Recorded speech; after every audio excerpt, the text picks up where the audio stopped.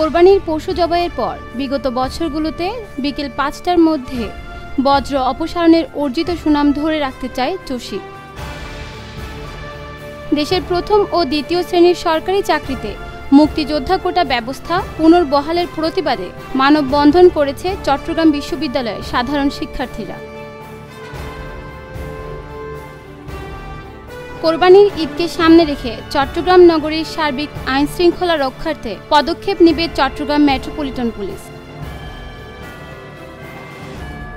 নগরীর বাহির সিগন্যাল এলাকায় হেলে পড়া ৫তলা ভবনের ঝুঁকি এড়াতে ভবন খালি করার জন্য চট্টগ্রাম সিটি কর্পোরেশনকে চিঠি দিয়েছে চট্টগ্রাম উন্নয়ন কর্তৃপক্ষ। চট্টগ্রাম সেনানিবাসস্থ দি ইস্ট বেঙ্গল রেজিমেন্টাল সেন্টারে নির্মিত শেখ জামাল টাইগার্স মিউজিয়াম উদ্বোধন করেছেন সেনাপ্রধান general S M Shafiuddin Ahmed.